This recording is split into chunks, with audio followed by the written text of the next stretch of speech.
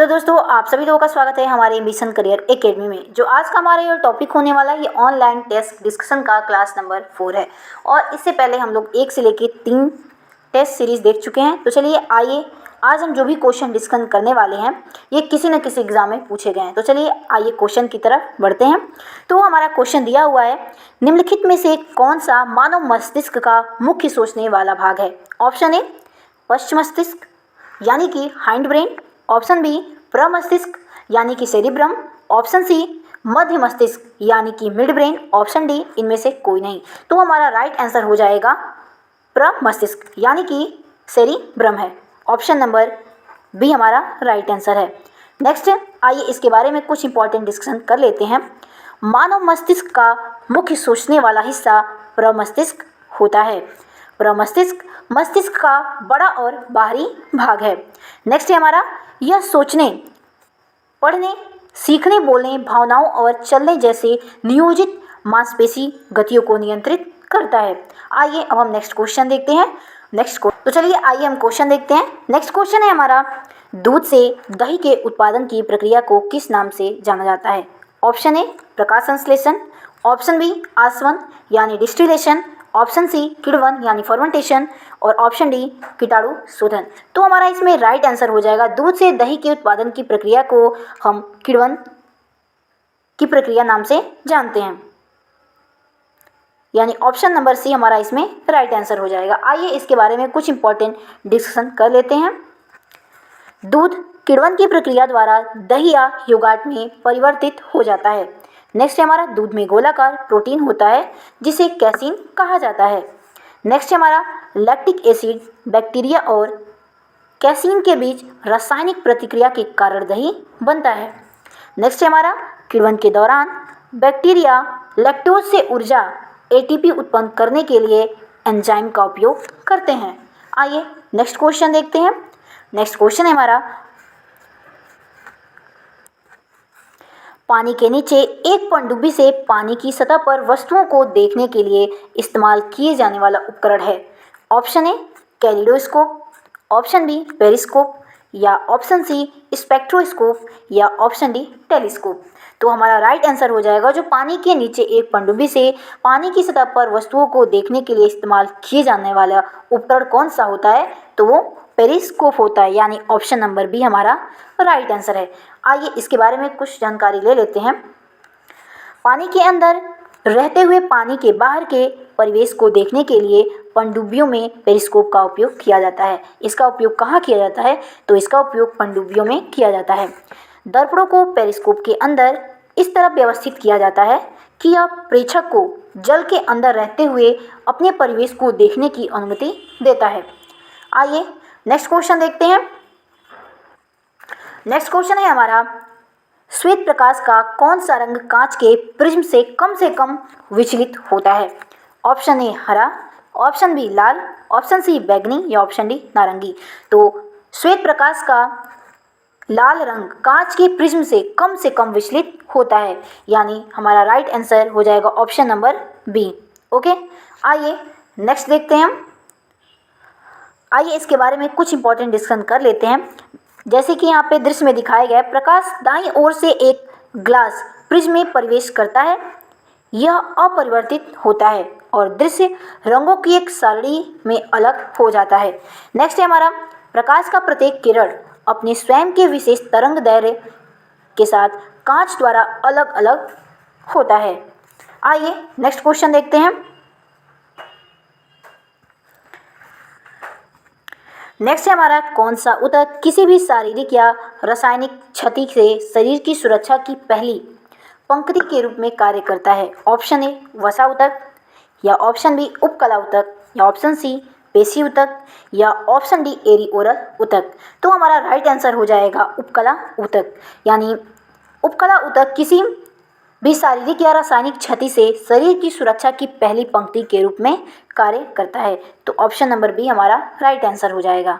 आइए इसके बारे में इंपॉर्टेंट डिस्कशन कर लेते हैं। तो आइए जानते हैं वसा ऊतक के बारे में। मानव शरीर के सभी वसा को संग्रहित करने वाले ऊतक को वसा ऊतक कहा जाता है। यह एडिपोसाइट्स से बना एक ढीला संयोजी ऊतक होता है। नेक्स्ट है हमारा उपकला ऊतक। तो वे शरीर के सभी बाहरी सतहों को कवर करते हैं। वे किसी भी भौतिक या रासायनिक क्षति से सुरक्षा की पहली पंक्ति है। यह त्वचा की सबसे बाहरी परत है और एपिडर्मिस इस ऊतक का एक उदाहरण है। आइए अब नेक्स्ट क्वेश्चन देखते हैं। नेक्स्ट क्वेश्चन है हमारा, पादप कोशिका के सबसे बाहरी आवरण का निर्माण किसके द्वारा निर्माण किया जाता है? तो ऑप्शन ए सेलुलोज के द्वारा, ऑप्शन बी लिग्निन के द्वारा, ऑप्शन सी काइटिन के द्वारा या ऑप्शन डी ग्लाइकोकेलिक्स के द्वारा। तो हमारा इसमें राइट आंसर हो जाएगा पादप कोशिका के सबसे बाहरी आवरण का निर्माण सेलुलोज यानी सेलुलोज के द्वारा किया जाता है, यानी ऑप्शन नंबर ए हमारा राइट आंसर हो जाएगा। आइए इसके बारे में इंपॉर्टेंट डिस्कशन कर लेते हैं। आइए देखते हैं। बाह्य त्वचा क्लोन से संबंधित कोशिकाओं को सुरक्षात्मक बाहरी परत है जो सभी पौधों के अंगों में रहती है। नेक्स्ट है हमारा, यह सेलुलोज, हेमीसेलुलोज और पेक्टिन से बनी होती है। आइए इसके बारे में कुछ इंपॉर्टेंट पॉइंट देखते हैं। पौधों में कोशिका भित्ति के कार्य क्या क्या होते हैं? तो कोशिका के विकास की दिशा को विनियमित और नियंत्रित करना, संरचनात्मक सहायता प्रदान करना और कोशिका के आकार को बनाए रखना। आइए नेक्स्ट क्वेश्चन देखते हैं। नेक्स्ट क्वेश्चन है हमारा ऑर्निथोलॉजी में ऑर्निथोलॉजी किससे संबंधित है? तो ऑर्निथोलॉजी ऑप्शन ए पक्षियों का अध्ययन से संबंधित है, ऑप्शन बी मछली के अध्ययन से संबंधित है या सरीसृप और उभयचरों का अध्ययन है, ऑप्शन डी कीटों का अध्ययन है। तो हमारा इसमें राइट आंसर हो जाएगा कि ऑर्निथोलॉजी में हम किसका अध्ययन करते हैं? तो ऑर्निथोलॉजी में हम पक्षियों का अध्ययन करते हैं, यानी कि ये पक्षियों का अध्ययन से संबंधित है। तो हमारा ऑप्शन नंबर ए इसमें राइट आंसर हो जाएगा। आइए इसके बारे में हम कुछ इंपॉर्टेंट डिस्कशन कर लेते हैं। तो चलिए आइए देखते हैं। ऑर्निथोलॉजी पक्षियों के अध्ययन से संबंधित है। ऑर्निथोलॉजी शब्द दो ग्रीक शब्दों से मिलकर बना है। ऑर्निस यानी कि पक्षी और लोगोस यानी कि सिद्धांत से मिलकर बना है। नेक्स्ट है हमारा, यह पक्षियों के शरीर के आकार, रूप, आवास प्रवास स्वरूप, संभोग व्यवहार, चेतावनी जैसे सभी पहलुओं के वैज्ञानिक अध्ययन से संबंधित है। अगर वही बात करें तो पक्षियों का अध्ययन करने वाले व्यक्ति को ऑर्निथोलॉजिस्ट के रूप में हम जानते हैं। आइए हम नेक्स्ट क्वेश्चन की तरफ चलते हैं। नेक्स्ट क्वेश्चन है हमारा, परिपथ में विद्युत की उपस्थिति का पता लगाने के लिए निम्नलिखित में से किस उपकरण का प्रयोग किया जाता है? ऑप्शन नंबर ए है हमारा ohm meter, option B volt meter, option C rheostat या ऑप्शन डी गैल्वेनोमीटर। तो हमारा इसमें राइट आंसर हो जाएगा ऑप्शन नंबर डी यानी गैल्वेनोमीटर। आइए देखते हैं इसके बारे में कुछ इंपॉर्टेंट डिस्कशन कर लेते हैं।